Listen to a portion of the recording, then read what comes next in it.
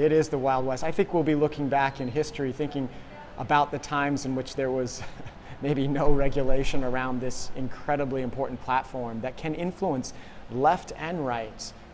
Depending on someone's political affiliation, you can shift people's collective opinion. So it's not just one individual we can convince, or it's this collective ability at this really resolute scale that is different today. But it is, I think your description, it is the Wild West of social media platforms.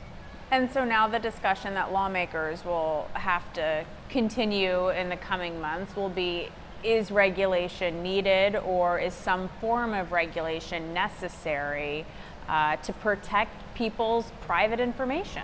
I think it's right. I think we as a society should be thinking about this very question, because it's a hard one. I mean, no business wants to be regulated, but the devices, these platforms, are so integral to how we function day to day and the decisions we make as a society in a democracy that we, I think, should be having those conversations. And the European Union is ahead on this particular issue. They have a history of being paranoid, of being spied upon, and having their personal information being used and misused in ways that the US citizens aren't as worried about it. This US society is not as worried about, but they have a new law that's coming out around the protection of personal data. It's called the General Data Privacy Regulation, this GDPR law that Facebook actually was anticipating, and they changed many of their privacy policies and their explanations of their policies, sort of an anticipation of that. And so in the US, maybe it's something we can look to as a model.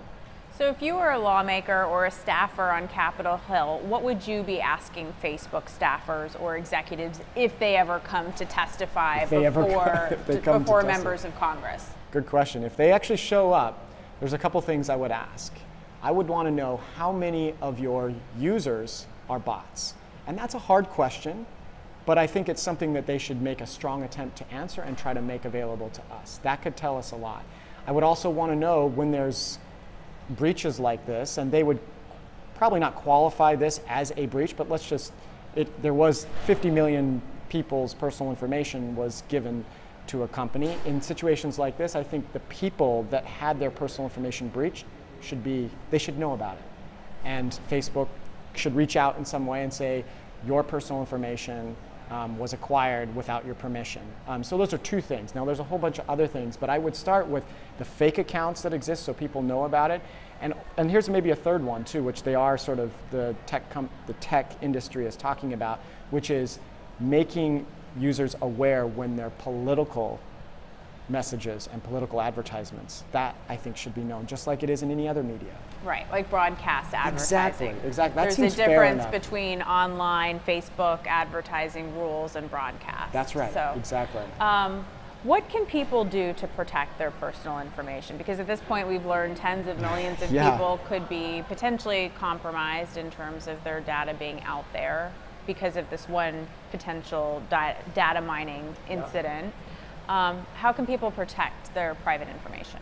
Well, first of all, it's very hard nowadays. Even if you follow every single rule, your friends may make mistakes, and they may get their information breached. And if you're on a contact list or you're a friend of them and that gets pulled, and then other companies can triangulate through other friends that got breached, there's some things you just simply can't do. But there are some simple things you can do at first. On Facebook, there are things like location services that you can turn off. You can turn off certain apps. So not that many years ago, other companies were tapped into the Facebook data, and they could then pull personal information and friends lists and what you like and what you don't like.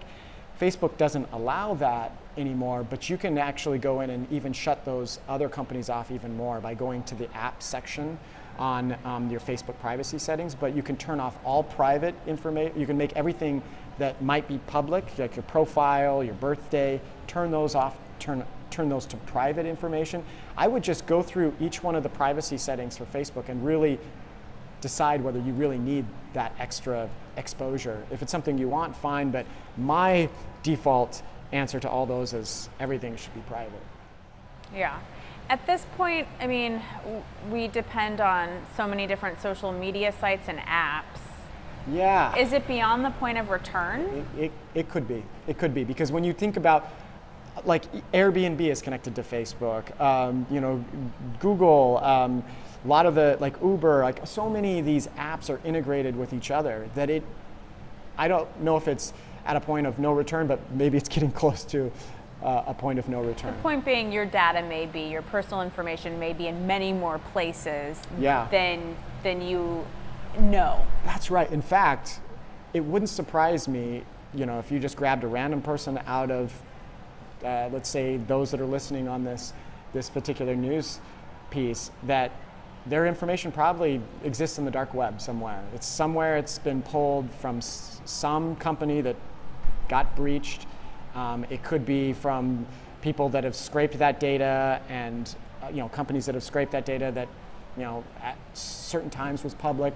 But that information can be sold on the dark web. It's used in, not just in political campaigns, but it's used to break into other aspects of people's personal lives. It's something that we as a society need to really take serious. People's personal information and how it's being used and misused. Yeah, okay, in the digital age, which is, again, this is kind of like a whole new ball game. So one more question before we do like the 2-minute interview. When you first read the new reports about Cambridge Analytica, did that surprise you? I mean, what stood out in your mind reading that as someone who studies this? It's a good question. I have to say that I'm not all that surprised.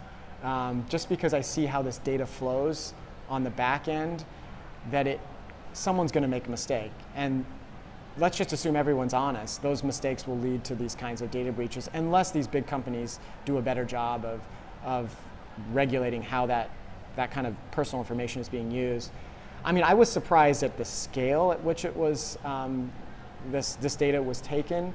The sad thing from my perspective as a researcher is that this data was originally pulled from a university researcher, and that university researcher then sold that data to Cambridge Analytica, which was against Facebook's rules at the time. So there's sort of multiple stakeholders at fault here. You know, Facebook is, you know, should be faulted to some degree.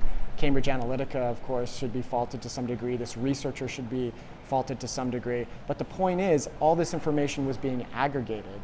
And I think one of the most important things for users to be aware of is that this kind of information is being used to manipulate opinions, and they're not putting like, and this is sponsored by so-and-so. This is happening on both sides of the political spectrum, and we just need to be aware of that so that hopefully it creates enough momentum both in the political sphere and in the industry sphere and general public for us to have conversations about what we do with our personal information. And do you think Facebook and tech leaders have to step up and take a more active role? I mean, what would be your message to them?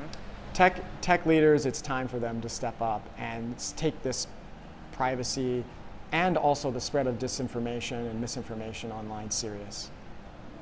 Yeah, it's time. It's like it's having serious consequences. Huge consequences, and it's not a Democratic issue, a Republican issue. This is a democratic. Like, this is like our democracy, our society depends on getting this right. It is a serious issue that I hope more people take serious, and hopefully the tech leaders also take serious.